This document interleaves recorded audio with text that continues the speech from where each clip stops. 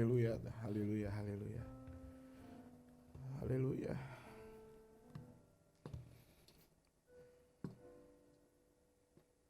Bapak, saat ini kami mau mendengar Engkau bersabda bagi kami.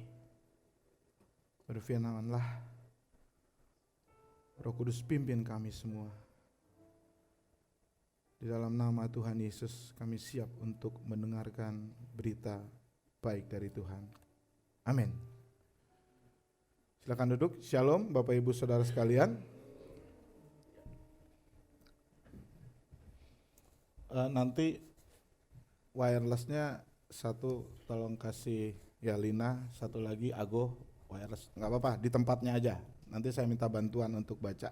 Kalau wanita nanti dipimpin sama Lina, kalau yang pria nanti supaya dipimpin oleh Ago, ya. Jadi mic-nya yang Bung Niki tolong kasih ke Ago. Nanti. Di tempat saja, nggak apa-apa. Cuma yang kasih Tuhan Yesus Kristus, ya duduk aja.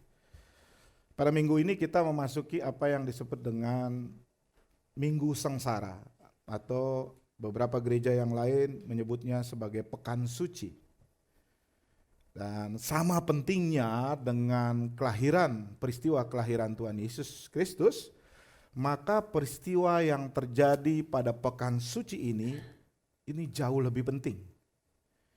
Pekan Suci adalah Pekan Paskah yang merupakan pekan atau minggu yang berbeda. Ini adalah peringatan peristiwa-peristiwa yang menentukan kekekalan manusia, keabadian kita. Minggu yang lalu kita merayakan Minggu Palma, di mana Yesus memimpin pawai kemenangan ke Yerusalem. Kemudian kemarin kita memperingati Kamis Putih, ya, yang memperingatkan tentang perjamuan Tuhan. Jadi pada hari Kamis Putih malam, Tuhan melakukan perjamuan terakhir dengan muridnya, tetapi juga dia melakukan pelayanan cuci kaki, pembasuhan kaki. Kemudian hari ini Jumat Agung, ya, ini adalah tadi yang Diaken Lina katakan Jumat yang teragung, atau diterjemahkannya adalah Jumat yang istimewa, Jumat yang baik. Kenapa?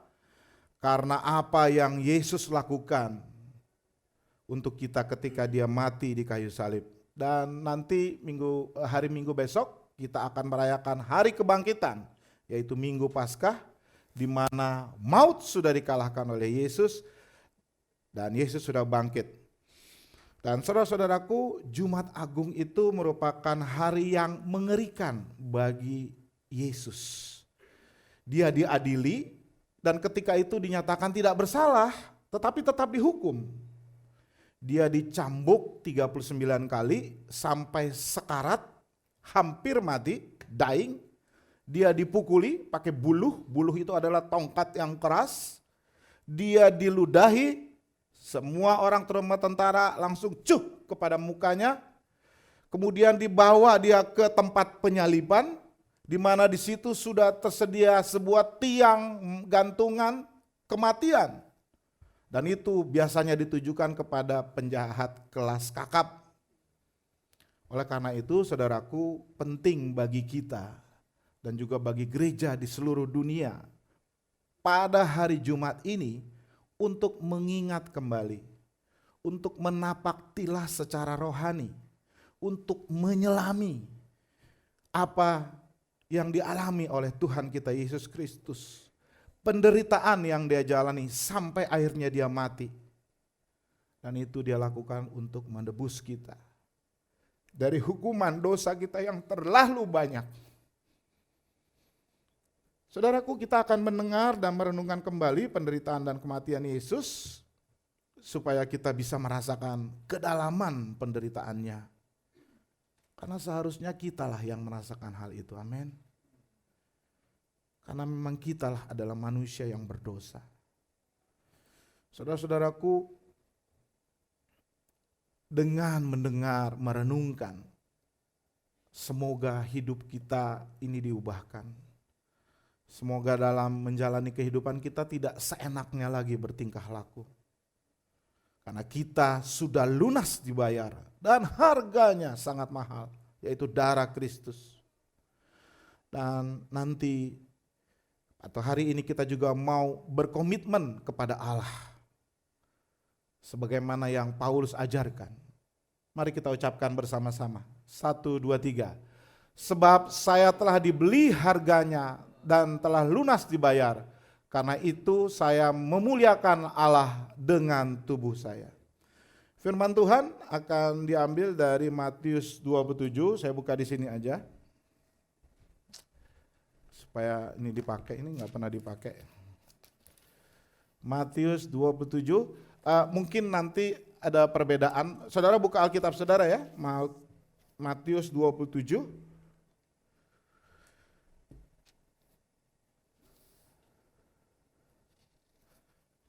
Ya, mulai dari ayat 27 atau dari 26b sampai dengan ayat 61. Ya, kita membacanya sebenarnya khotbah intinya ya ini. Kalau saudara mengerti ini sudah selesai khotbah kita. Tapi kita akan membacanya bergantian ya. Yang pertama ayat yang pertama saya akan bacakan 26b ya. Kemudian ayat berikutnya adalah para wanita, nanti dipimpin oleh Bu Lina ya, tolong pakai mic-nya. Dan nanti ayat berikutnya yang ketiga itu para pria ya. Nanti dipimpin oleh Ago supaya tidak balapan. Dan seterusnya kembali lagi ke saya, kemudian ke para wanita dan pria seterusnya sampai dengan ayat 61. Paham ya? Baik. Ini agak dengung sedikit ya. Saya mulai dari 26b, nanti dilanjutkan dengan para wanita ayat 27, 28 ayat pria dan seterusnya ya. Tetapi Yesus dicambuknya lalu diserahkannya untuk disalibkan. Ayat 27. Kemudian serdadu Para wanita baca. Kemudian serdadu-serdadu wali negeri membawa Yesus ke gedung pengadilan, lalu memanggil seluruh pasukan berkumpul sekeliling Yesus.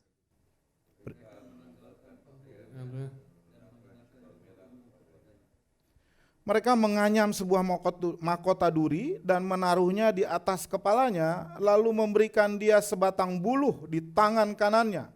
Kemudian mereka berlutut di hadapannya dan mengolok-olok dia, katanya, "Salam, hai Raja orang Yahudi." Ayat 30. Mereka meludahinya dan mengambil buluh itu dan memukulkannya ke kepalanya.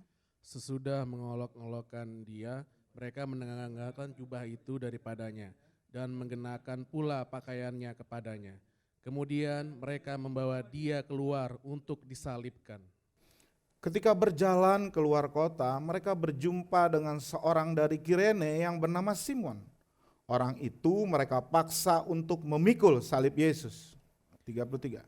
Maka sampailah mereka di suatu tempat yang bernama Golgota, artinya tempat tengkorak. Lalu mereka memberi dia minum anggur bercampur empedu. Setelah ia mengecapnya, ia tidak mau minumnya. Sesudah menyalibkan dia, mereka membagi pakaiannya dan membuang undi. 36. Lalu mereka duduk di situ menjaga dia. Dan di atas kepalanya terpasang tulisan yang menyebut alasan mengapa ia dihukum. Inilah Yesus, Raja orang Yahudi. Bersama dengan dia disalibkan dua orang penyamun, seorang di sebelah kanan dan seorang di sebelah kirinya. Orang-orang yang lewat di sana menghujat dia dan sambil menggelengkan kepala. Mereka berkata, "Hai engkau yang mau merubuhkan bait suci dan mau membangunnya kembali dalam 3 hari, selamatkanlah dirimu jikalau engkau anak Allah, turunlah dari salib itu." Demikian juga imam-imam kepala bersama ahli-ahli Taurat dan tua-tua mengolok-olok dia dan berkata, Orang lain ia selamatkan, tetapi dirinya sendiri tidak dapat ia selamatkan. Ia Raja Israel, baiklah ia turun dari salib itu dan kami akan percaya kepadanya. Ia menaruh harapannya pada Allah.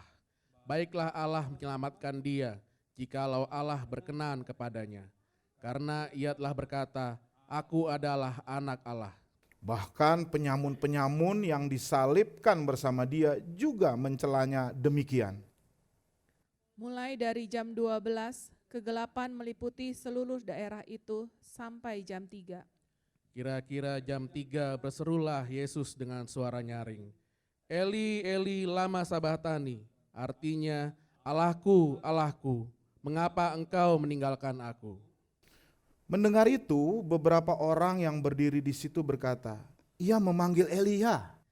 Dan segeralah datang seorang dari mereka, ia mengambil bunga karang, mencelupkannya ke dalam anggur asam, lalu mencucukkannya pada sebatang buluh dan memberi Yesus minum. Tetapi orang-orang lain berkata, jangan, baiklah kita lihat, apakah Elia datang untuk menyelamatkan dia. Yesus berseru pula dengan suara nyaring, lalu menyerahkan nyawanya. Dan lihatlah, tabir bait suci terbelah dua dari atas sampai ke bawah, dan terjadilah gempa bumi, dan bukit-bukit batu terbelah. Dan kuburan-kuburan terbuka, dan banyak orang kudus yang telah meninggal bangkit. Sesudah kebangkitan Yesus, mereka keluar dari kubur, lalu masuk ke kota kudus dan menampakkan diri kepada banyak orang. 50.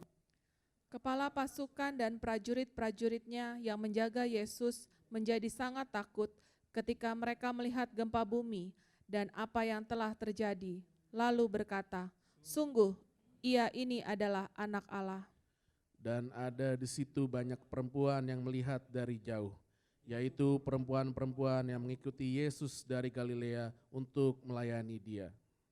Di antara mereka terdapat Maria Magdalena, Maria ibu Yakobus dan Yusuf, serta ibu anak-anak Zebedeus. Menjelang malam datanglah seorang kaya, orang Arimatea, yang bernama Yusuf, dan yang telah menjadi murid Yesus juga. Ia pergi menghadap Pilatus dan meminta mayat Yesus. Pilatus memerintahkan untuk menyerahkannya kepadanya.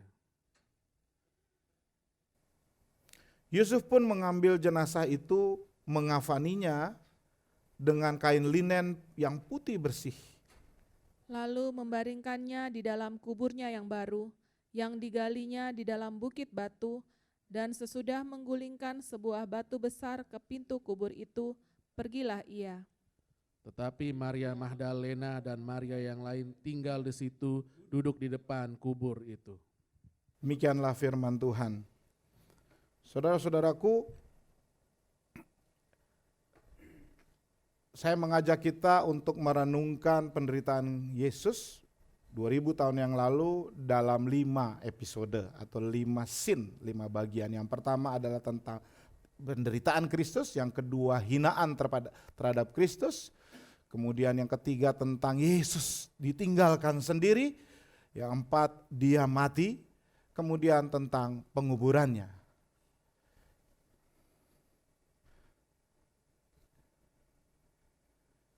Yang pertama kita mulai dengan penderitaan Kristus yang tadi sudah kita baca. Yesus itu tidak enak tidur pada malam sebelumnya, sebelum dia disalibkan, yaitu pada Kamis malam di Taman Getsemani. Dia hampir mati, mengalami depresi rohani dan juga secara psikis, karena dia harus menanggung dosa manusia yang begitu banyak yang bukan dia yang membuatnya. Lalu pada Jumat paginya dia dicambuk sampai berdarah-darah. Dan saat itu belum jam 9 pagi. Para prajurit menyeret dia untuk disalibkan. Biasanya tahanan yang dihukum itu dibawa dengan rute yang panjang, mengelilingi kota. Maksudnya adalah supaya banyak orang yang melihat orang yang bersalah ini. Dan kejahatannya ditulis pada sebuah papan, lalu digantung pada lehernya. Atau kalau enggak ada salah satu prajurit yang membawa. Dan ketika mereka, rombongan Yesus ini tiba di kayu salib, papan itu dipakukan pada atas kepalanya. Supaya apa? Supaya bisa dibaca dengan banyak orang lewat. Di dalam perjalanan Yesus pingsan karena beban salib yang dipikulnya. Para prajurit tahu bahwa nggak ada gunanya untuk memaksa Yesus untuk bangun dan melanjutkan perjalanan. Jadi mereka membuat sebuah jalur ya, pedestrian supaya rombongan Yesus datang. Ya, dan bangsa Romawi pada saat itu sedang menjajah tanah Israel. Ya. Dan tentara Romawi bisa dengan seenaknya kapanpun menodongkan tombak ke rakyat Israel lalu menyuruh sesuatu. Ya.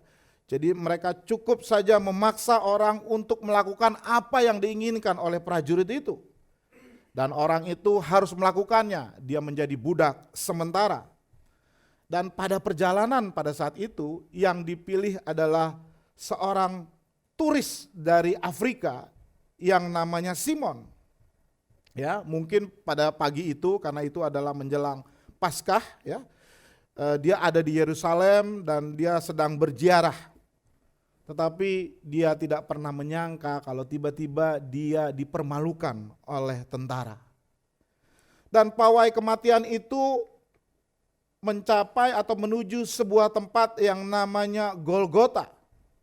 Dia adalah terletak di pinggir luar, ya. Ini ya kalau kita lihat gambarnya, dan di situ dilewati oleh jalan. Di situ ada orang-orang. Itu adalah jalan raya sebenarnya, ya, di mana penyalipan. Jadi setiap orang yang lewat bisa melihat penjahat-penjahat yang disalib, lalu bisa ngomong, bahkan bisa mengejek. Dan ini disebut dengan Bukit Tengkorak. Bukit Tengkorak bukan berarti di bukit itu banyak tengkorak, enggak. Tapi memang secara topografi dan bentuk seperti tengkorak. Ini foto sekarang-sekarang ya, kalau saudara pernah ke Israel, seperti inilah kira-kira Golgota. Ya, bukit itu mirip dengan tengkorak manusia. Dan saya merinding dengan apa yang dilakukan. Sebelumnya Yesus udah disesah 39 kali. Ya, jadi kulitnya udah nggak ada lagi. Yang ada tinggal daging dan tulangnya. Ya.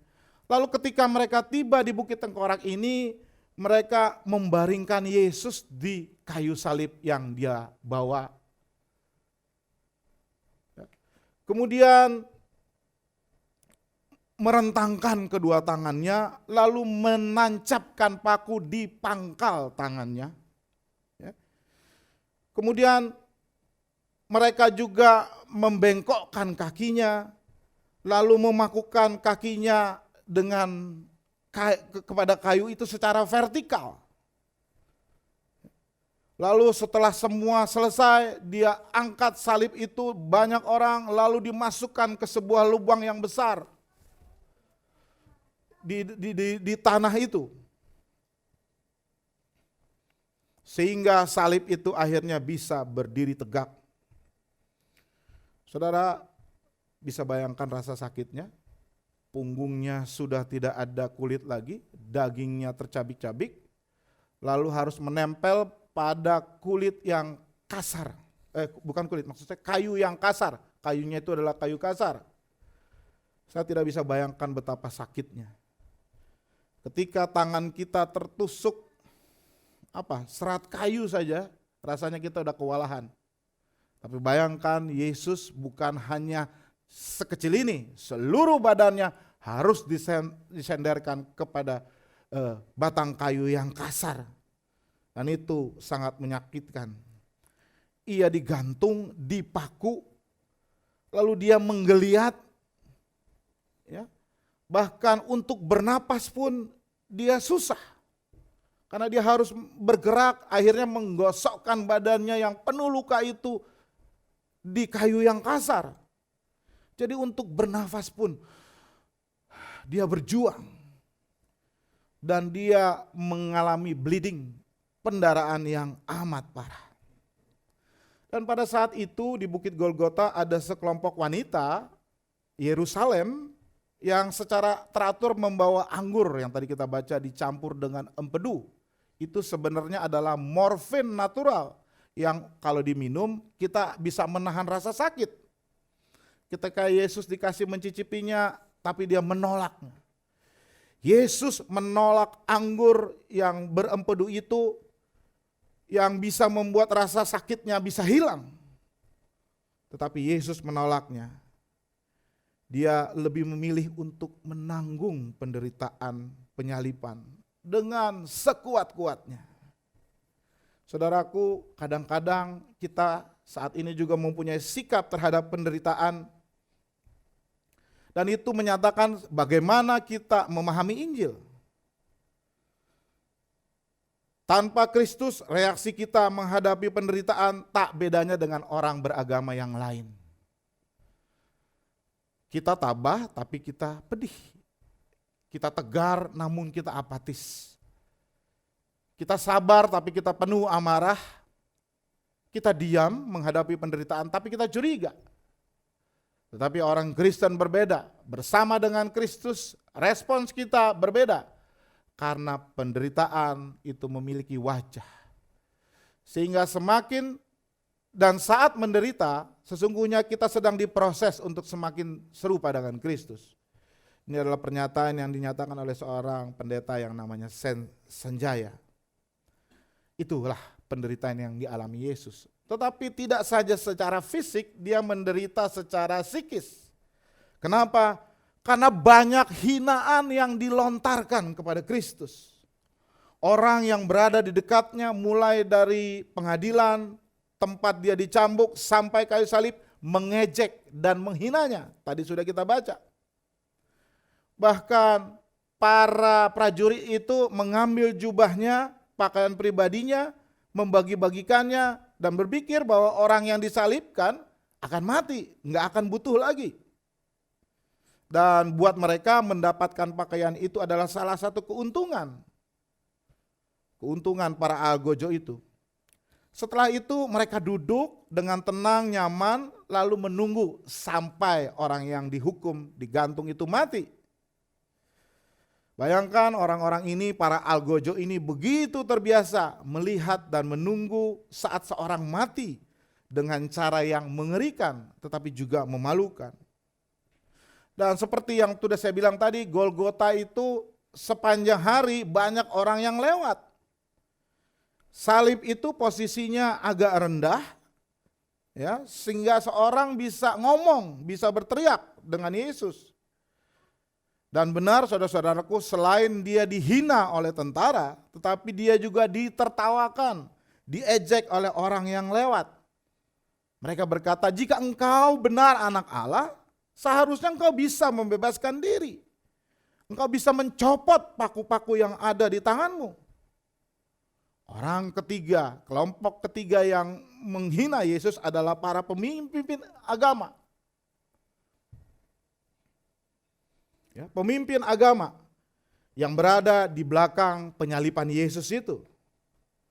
Mereka datang untuk melihat sendiri. Bahkan mereka bertanya, kalau dia berasal dari Allah, kenapa Allah tidak menolong mereka? Bahkan pihak berikutnya adalah penjahat yang di sebelah kiri dan kanannya. Ya, mereka juga mengalami siksaan walaupun tidak seberat Yesus. Tetapi dalam keadaan tersiksa mereka masih mengerahkan kekuatan untuk apa? Untuk mengolok-olok Yesus. Untuk menghina Yesus. Tetapi apa yang Yesus lakukan? Yesus tidak membela diri. Bapaknya pun tidak membela anaknya. Kayaknya para penghina dan pengejek itu benar. Saudara-saudaraku, orang zaman sekarang, orang-orang yang mempunyai pikiran sinis, memiliki sikap yang sama terhadap penderitaan, terhadap Allah. Ketika mereka menghadapi penderitaan, mereka bertanya, mengapa Allah tidak menyembuhkan? Mengapa Allah tidak melakukan mujizat? Padahal dia pasti bisa melakukannya. Atau kita mungkin berkata, bagaimana mungkin Allah yang baik membiarkan orang yang tidak bersalah menderita dan mati. Jadi pertanyaan orang-orang jahat itu kadang-kadang pertanyaan kita saat ini. Tetapi Sesungguhnya ini adalah rencana Allah, demikian pun segala sesuatu penderitaan yang terjadi dalam hidup kita bukan terjadi di luar sepengetahuan Allah. Amin. Dan Tuhan pasti mempunyai tujuan tertentu. Saudara-saudaraku, saya mau membacakan Roma, mungkin pemain musik boleh bantu saya satu lagu aja nanti di sini. Sebelum saya lanjutkan tentang penderitaan Yesus, yang lainnya saya mau membaca Roma 5. Kenapa Yesus mau menderita? Kenapa Yesus diam saja ketika dia diolok, padahal dia adalah Tuhan? Roma 5 ayat 6 mengatakan, karena waktu kita masih lemah, Kristus telah mati untuk kita orang-orang durhaka. Pada waktu yang ditentukan oleh Allah. Ayat 8, tetapi Allah menunjukkan kasih-Nya kepada kita oleh karena Kristus telah mati untuk kita ketika kita masih berdosa. Jadi semua itu adalah karena kasih-Nya. Pernahkah saudara sebagai orang Kristen sejauh ini bertanya, kenapa Yesus mau mati bagi saya? Mari saudara kita nyanyikan lagu ini. Boleh di mana? Di sini aja. Silakan kuncinya aja, nanti saya nyanyi di mana. Mengapa Yesus turun dari sorga, masuk dunia gelap penuh celah, berdoa dan bergumul dalam taman, cawan pahit pun diterimanya. Mengapa Yesus menderita di dera,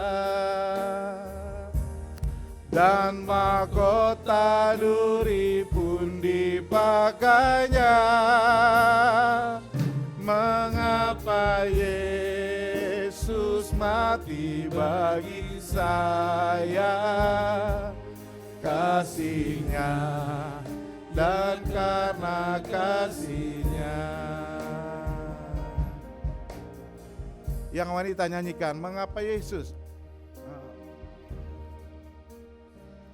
Mengapa Yesus Jemaat yang wanita silahkan ya. tanganku bila ku di jalan tersesat? Yang pria nyanyikan. Mengapa Yesus beriku kekuatan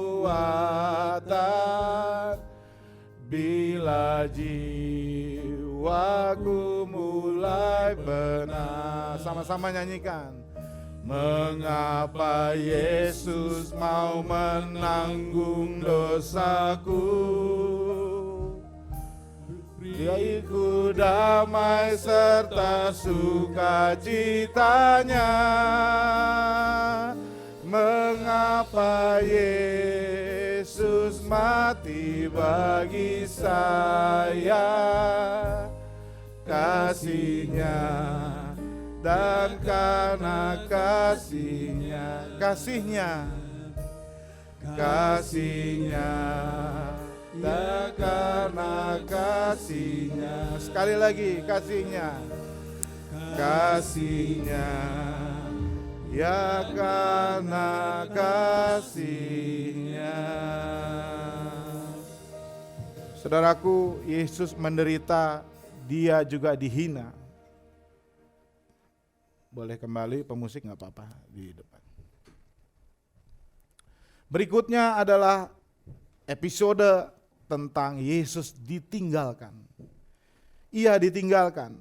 Paku pertama ditancapkan ke tubuh Yesus jam 9. Dia baru meninggal jam 3. Jadi saat itu adalah 6 jam yang paling sepi dalam hidupnya. Dalam 2 minggu terakhir ini saya sudah 3 kali melayani penghiburan di rumah duka bersama pengurus di sini. Ya, mulai dari hamba Tuhan, lalu teman Tuhan, teman-teman kita. Dan kadang-kadang di suasana duka itu sama seperti saudara, saya kadang bertanya, kira-kira bagaimana ya dan kapan ya saya akan mati?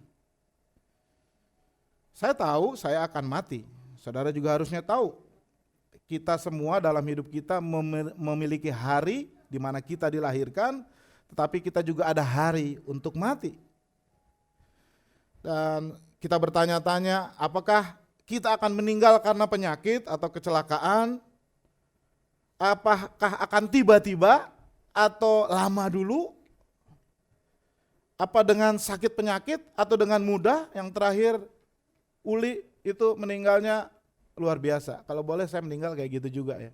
Cuman sebentar, mungkin dalam sejam tiba-tiba dia hilang. Bahkan lagi nelpon katanya. Dan saya menyadari bahwa saya nggak punya pilihan itu. Saya nggak bisa memilih. Tetapi ada satu hal yang selalu saya harapkan terkait dengan kematian saya. Saya tidak ingin mati sendirian. Maksudnya bukan bersama-sama saudara, tapi paling enggak kalau saya mati, orang-orang yang saya cintai ada di sekeliling. Dan Yesus saat yang paling mengerikan dalam penyalibannya adalah ketika dia sakit menjelang kematiannya, dia berseru, Eli, Eli, lama sabachthani. Itu adalah bahasa Aram, bahasa sehari-hari dari Yesus yang artinya Allahku, Allahku, mengapa engkau meninggalkan aku? Apakah Tuhan meninggalkan Yesus pada saat-saat yang mengerikan ini? Saya rasa tidak. Walaupun Tuhan memalingkan mukanya, Allah Bapa memalingkan, tapi dia adalah melakukan tugas dari Allah Bapa. Rasul Paulus katakan dia yang tidak mengenal dosa telah dibuat oleh Allah Bapa menjadi dosa. Karena siapa? Karena kita. Supaya apa? Supaya di dalam dia kita dibenarkan oleh Allah. Saudaraku, di kayu salib Yesus telah ternoda dengan dosa kita sebagai manusia. Sebelumnya dia gak pernah berbuat atau punya dosa. Tapi saat itu dia diliputi oleh dosa begitu banyak.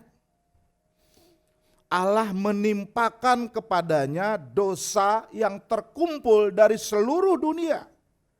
Dari setiap pembunuhan, hawa nafsu, iri hati, pemerkosaan, pencurian, kata-kata yang kotor, tindakan rasial, dan ketidakadilan, kemunafikan, dan semua dosa dari setiap orang dan setiap generasi. Itu semua ditumpahkan ke atas dia. Yesus tidak pernah berbuat dosa, tetapi dia telah dibuat berdosa karena kita.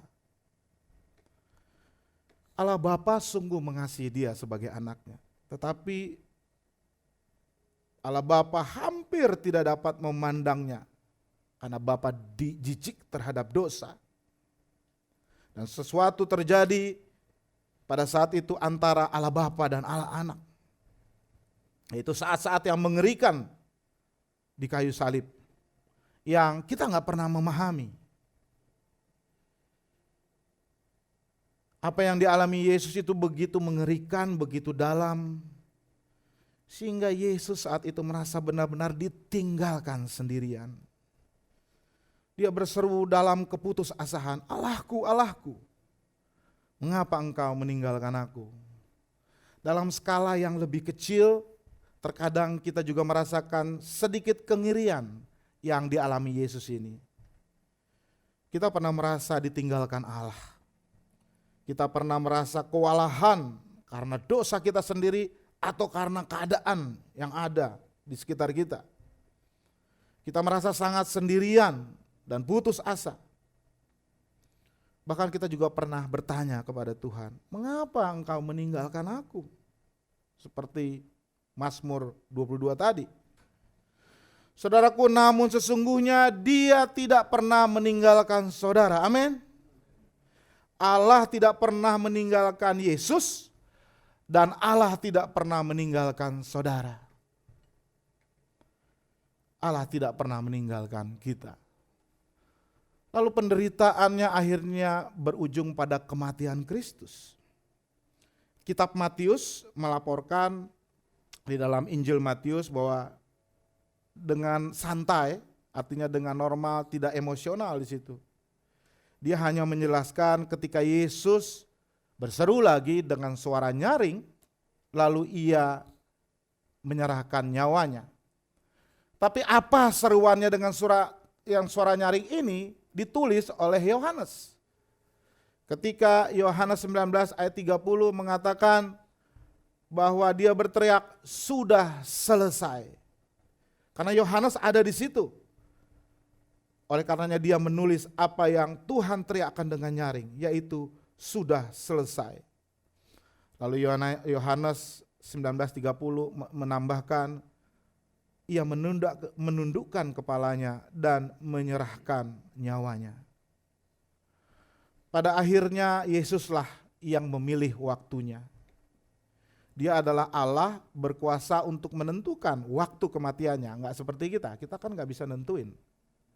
Tetapi dia menentukan yang tepat karena dia mau mati untuk orang lain, untuk saudara dan saya. Dengan sukarela dia menyerahkan nyawanya sebagai korban bagi dosa manusia. Ketika Yesus berseru bahwa dia merasa ditinggalkan, saya merasakan ada nada keputusasaan di dalam kata-katanya itu. Tetapi ketika dia berseru, sudah selesai. Ada nada kemenangan di kalimat itu. Dia seperti seorang pelari maraton, ya, yang dengan susah payah menembus garis finish. Dia sudah letih, lesu, lemah dan tenaganya benar-benar terkuras. Tetapi mengatakan, aku berhasil, aku menyelesaikannya. Semuanya sudah berakhir dan perlombaan telah dimenangkan. Sudah selesai. Alkitab mengatakan Yesus lahir untuk menyelamatkan umatnya dari dosa-dosa mereka. Dia datang untuk mencari dan menyelamatkan yang hilang. Dia adalah juru selamat yang menderita. Dia adalah anak domba yang dikorbankan. Dan satu-satunya jalan menuju Allah, menuju keselamatan dan kehidupan yang kekal. Alkitab mengatakan dia meninggalkan surga untuk melakukan semua itu. Dia menjadi manusia, padahal dia Allah untuk melakukan hal ini. Dia lahir di Bethlehem untuk melakukan ini. Dia menderita dan mati untuk menyelamatkan orang-orang berdosa. Dia memberikan segalanya. Dan pada saat terakhir, seluruh penghuni surga menyaksikan dengan penuh kekaguman ketika anak Allah mati. Dia menyelesaikan tugas dan dia mengatakan sudah selesai. Saudara-saudaraku, pada saat itu terjadi hal yang luar biasa. Terjadi gempa bumi, bumi bergoncang, lalu tirai bait Allah yang merupakan yang memisahkan antara tempat yang maha kudus dengan orang-orang, dengan jemaat itu terbelah dari atas sampai ke bawah, terkoyak. Kuburan-kuburan terbongkar, orang yang sudah mati hidup kembali. Dan orang-orang merasa heran, termasuk perwira Romawi juga merasa heran. Dan dia mengatakan, melihat ini dengan ketakutan bahwa sungguh ia adalah anak Allah. Yesus sudah mati dan semuanya sudah dia selesaikan. Lalu terakhir tentang penguburan Kristus. Setelah semuanya berakhir, dan begitulah setidaknya orang-orang yang di sana itu memikirkannya, udah selesai nih semuanya. Karena mereka tidak pernah membayangkan bahwa ada sesuatu besar yang masih akan terjadi 3 hari lagi. Sesuatu yang lebih besar, lebih baik, lebih menakjubkan. Mereka tidak berpikir itu. Jadi keluarganya sibuk bersama dengan sahabat-sahabat Yesus untuk menguburkan jasadnya. Yesus meninggal jam 3 sore. Dan hukum Taurat mengatakan dia harus dikuburkan sebelum matahari terbenam. Sama dengan saudara-saudara kita. Tetapi Yesus ini kan keluarga yang miskin. Rumahnya terlalu jauh dari penguburan yang layak. Sehingga ada seorang asing yang kaya raya menawarkan tanah pemakamannya. Tetapi sebenarnya dia adalah seorang Sanhedrin. Namanya Yusuf. Sanhedrin itu adalah kelompok pemimpin agama juga seperti Farisi dan ahli Taurat. Tetapi dia adalah kelompok Sanhedrin yang percaya kepada Yesus. Ya, dan dia tidak bersekongkol dengan teman-temannya untuk menyalibkan dan membunuh Yesus. Lalu Yusuf dari Arimatea ini mendatangi Pilatus, mengambil mayat Yesus dan menguburkannya di sebuah kubur batu yang miliknya sendiri. Saudara-saudaraku, dari semua cerita ini, dari semua apa yang kita renungkan, memang itulah yang terjadi pada hari kematian Kristus. Dan semua itu terjadi untuk saudara dan saya. Saya mau menutup renungan kita dengan kisah tentang seorang anak laki-laki dan mainannya. Alkisah di sebuah wilayah pesisir pantai yang terpencil, ada seorang anak laki-laki yang membuat perahu mainan untuk dia bermain. Satu hari ketika dia sedang main di tepi pantai, tiba-tiba angin kencang datang, kemudian menerbangkan perahu yang dia buat, sehingga akhirnya hilang entah kemana dan dia tidak menemukan perahu buatannya itu. Di kemudian hari ada seorang pedagang sedang bermain di sebuah danau dan menemukan mainan itu. Mainannya ini bagus dari kayu dan kulit. Lalu dia mengambil, lalu dia bawa ke kota, dijualnya di toko mainan di kota. Lalu mainan itu dipajang di etalase untuk dijual. Lalu beberapa hari kemudian anak laki yang membuat perahu itu mengunjungi kota bersama orang tuanya. Lalu dia melewati toko mainan tersebut dan tiba-tiba anak laki itu melihat dari luar jendela bahwa itu ada perahu mirip dengan mainan saya yang hilang. Lalu dia ditemani oleh orang tuanya masuk ke toko, lalu dia melihat dengan seksama. Lalu setelah dia melihat, tanpa keraguan lagi dia yakin ini mainan saya yang hilang. Dia sungguh dapat mengenali mainan itu, karena itu dia sendiri yang buat. Tetapi penjaga toko sudah kasih label harga, dan harganya cukup mahal. Cukup mahal saudara-saudaraku. Tetapi walaupun mahal, anak laki itu mendatangi ayahnya dan meyakinkan ayahnya untuk kasih uang ke saya untuk menebus mainannya itu. Ayahnya memberikan uang yang jumlahnya mahal itu, dan mainan itu ditebus oleh anak itu, dan sekarang mainan itu sudah ada di tangannya. Lalu dia ngomong kepada mainan itu, dia bilang, "Hei perahu, kamu milik aku untuk yang kedua kalinya. Karena saya yang buat kamu, saya yang menciptakan kamu. Dan kamu sempat hilang. Dan sekarang saya menemukan kamu dan telah menebus kamu." Saudaraku, pelajaran apa yang kita dapat? Demikian juga kita sebagai orang Kristen yang sudah dilahir barukan oleh Roh Kudus. Allah lah yang menciptakan kita. lalu kita jatuh ke dalam dosa. Dimulai dari nenek moyang kita Adam dan Hawa. Manusia hilang dan tersesat. Namun Allah sekali lagi menebus kita. Menebus manusia. Melalui apa? Melalui kematian Yesus di kayu salib. Amin. Kita adalah perahu itu. Tetapi tidak seperti perahu mainan itu, kita punya pilihan. Kita dapat memilih untuk ditebus, atau kita memilih untuk tetap berada di dalam toko itu. Yesaya 43 ayat 1 mengatakan, tetapi sekarang beginilah firman Tuhan yang menciptakan engkau, hai Yakub, yang membentuk engkau, hai Israel. Jangan takut, sebab aku telah menebus engkau, aku telah memanggil engkau dengan namamu, engkau ini kepunyaanku. Amin. Mari kita bersaat teduh sejenak, responslah secara pribadi firman Tuhan ini. Saya beri kesempatan saudara untuk bersaat teduh sejenak.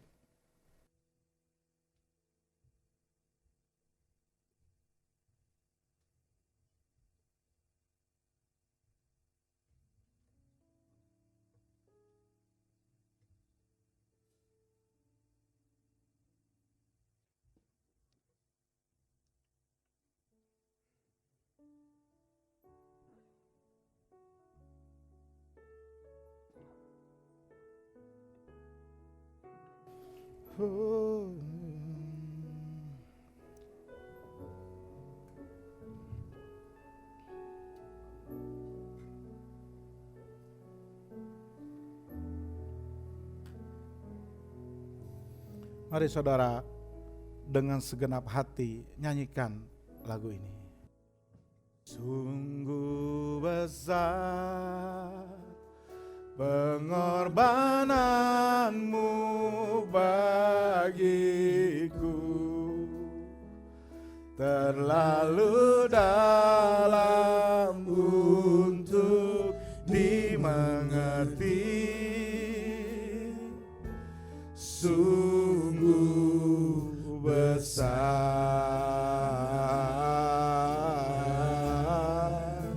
sungguh indah yang kau pikirkan tentangku, tak terselami bagiku. Sungguh indah. Mari saudara bangkit berdiri, dengan segenap hati nyanyikan lagi. Sungguh besar pengorbananmu bagiku, terlalu dalam untuk dimengerti. Sungguh besar,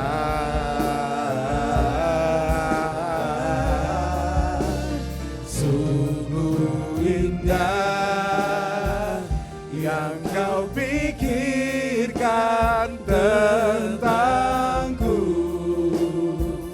tak terselami bagiku. Sungguh indah,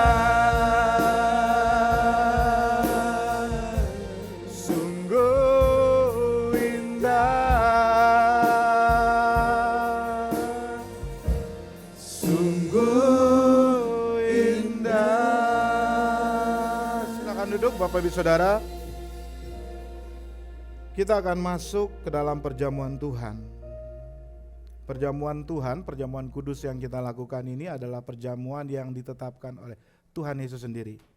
Pada Kamis Putih, hari Kamis malam, itu adalah hari roti tidak beragi, hari raya orang Israel, orang Yahudi. Yesus orang Yahudi, jadi setiap tahun dia merayakan perjamuan Paskah. Maknanya adalah untuk mengingat pembebasan mereka dari tanah Mesir. Lalu Yesus bilang kepada murid-muridnya untuk persiapkanlah itu.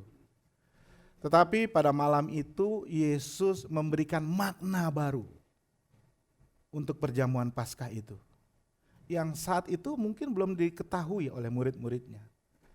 Tetapi kelak mereka akan tahu bahwa Yesus itu besok akan mati dan dibunuh, dan dia adalah anak darah domba Allah.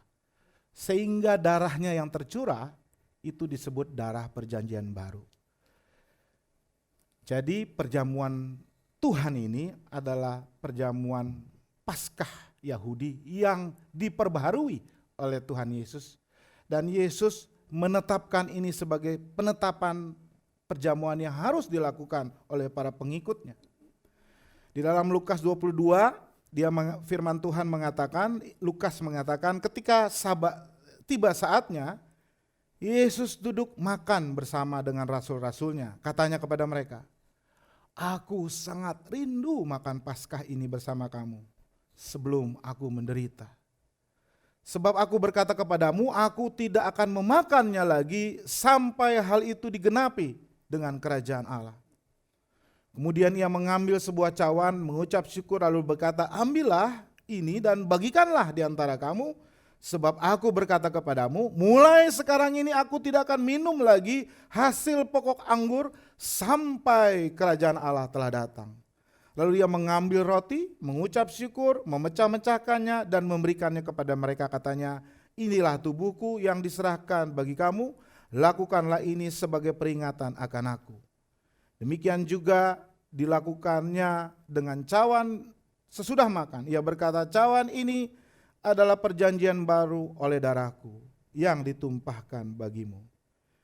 Jemaat yang dikasihi oleh Tuhan Yesus Kristus, Tuhan telah menyediakan perjamuannya bagi semua orang yang mengasihi Dia dan bagi mereka yang mempercayakan keselamatan hidupnya hanya kepada Dia. Semua orang yang sungguh-sungguh menyesali dosanya dan yang dengan tulus percaya kepada Tuhan Yesus sebagai juru selamat pribadi dan yang rindu untuk hidup dalam ketaatan kepadanya sebagai Tuhan dalam hidupnya, sekarang diundang untuk datang dengan sukacita ke meja Tuhan. Anugerah Allah tersedia untuk umat Allah.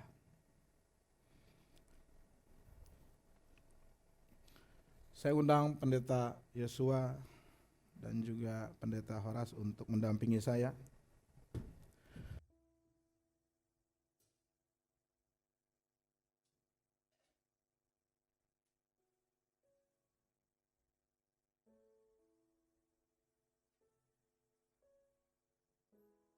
Oke. Tuhan Yesus pada malamnya diserahkan mengambil roti. Dan sesudah itu ia mengucap syukur di atasnya dan memecah-mecahkannya dan berkata, inilah tubuhku yang diserahkan bagi kamu. Perbuatlah ini menjadi peringatan akan aku. Demikian juga dia mengambil cawan. Cawan ini adalah perjanjian baru yang dimeteraikan oleh darahku. Perbuatlah ini setiap kali kamu meminumnya menjadi peringatan akan aku.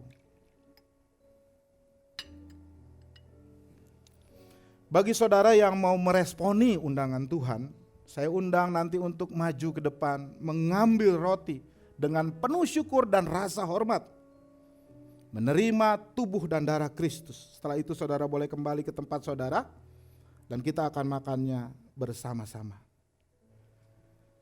Silakan Bung Niki menyanyikan lagu. Hanya Kau Tuhan di hidupku, Kau berikan hidup yang baru. Darahmu menyucikan, pulihkan hatiku. Ku nyatakan Kaulah segalanya.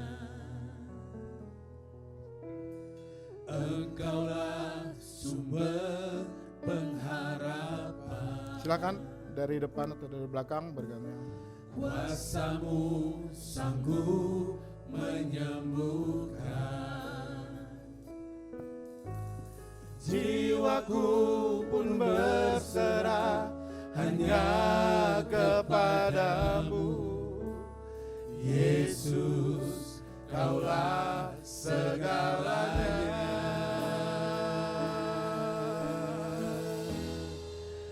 Karena salib-Mu ku hidup, karena salib-Mu ku menang. Engkau yang berkuasa, sanggup untuk melakukan mujizat-Mu di hidupku. Yang wanita saja nyanyikan. Hanya Kau Tuhan di Yang pria boleh berdoa. Kau berikan hidup yang baru. Darah-Mu menyucikan, pulihkan hatiku.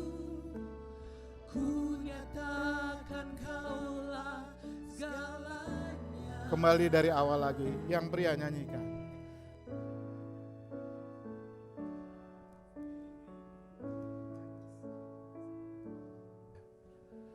Kuasa-Mu sanggup menyembuhkan.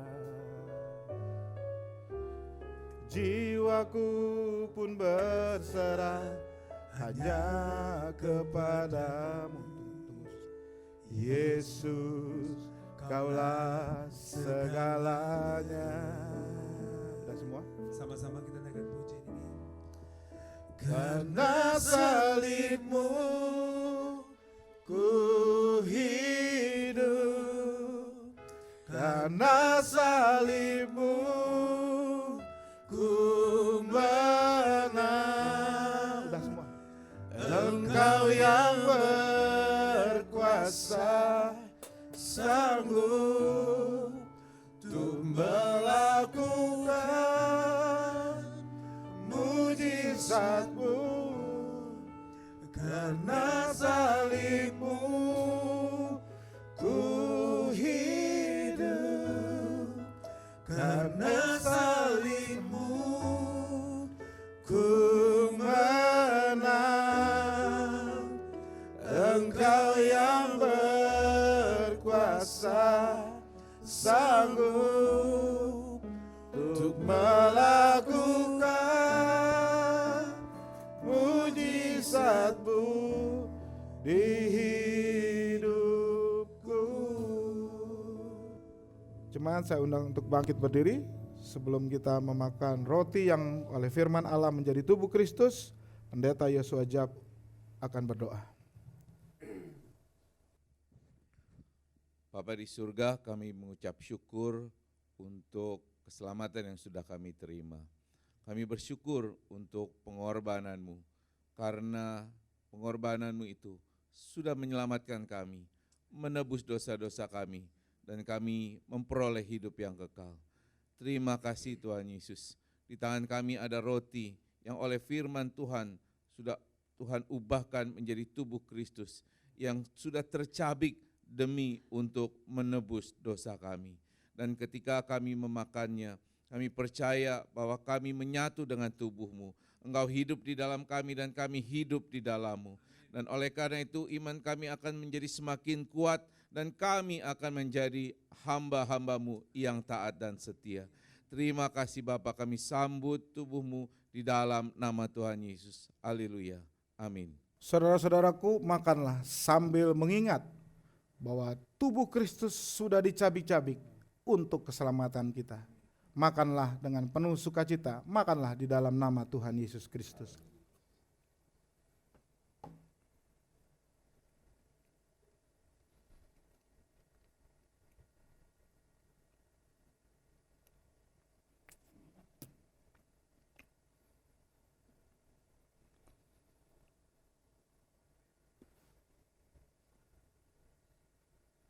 Mari kita angkat cawan kita. Sebelum kita meminumnya, Pendeta Horas akan berdoa. Bapa, di tangan kami ada cawan yang ada darah Kristus. Darah yang mengalir, dan hanya karena darah itulah yang bisa menembus dosa kami. Darah yang tercurah yang tidak pernah sia-sia. Dan karena darah itulah kami punya pengharapan, sehingga hidup kami tidak pernah sia-sia.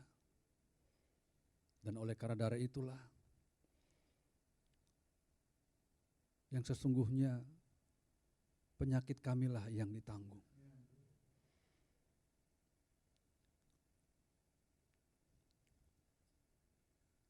Terpujilah Engkau Allah,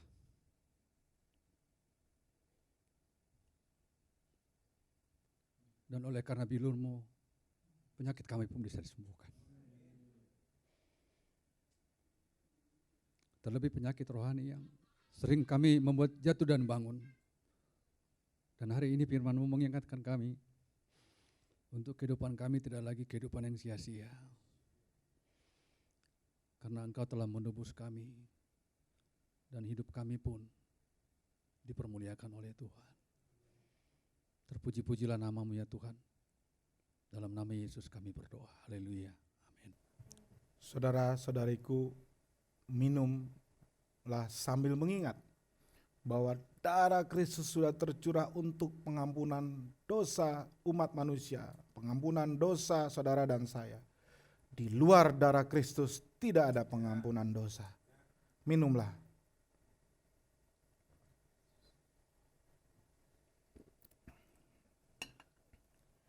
Pujilah Tuhan, hai jiwaku. Pujilah namanya yang kudus, hai segenap batinku. Pujilah Tuhan, hai jiwaku, dan janganlah lupakan segala kebaikannya. Dia yang mengampuni segala kesalahanmu, yang menyembuhkan segala penyakitmu. Dia yang menebus hidupmu dari lubang kubur, yang memahkotai engkau dengan kasih setia dan rahmat. Anak domba yang disembelih itu layak untuk menerima kuasa dan kekayaan dan hikmat dan kekuatan dan hormat dan kemuliaan dan puji-pujian. Bagi Dia segala pujian. Bagi Dia segala pujian, hormat serta syukur, kekal selamanya. Bagi Dia segala pujian, hormat serta syukur, selama-lamanya. Selama-lamanya. Selama-lamanya. Selama-lamanya.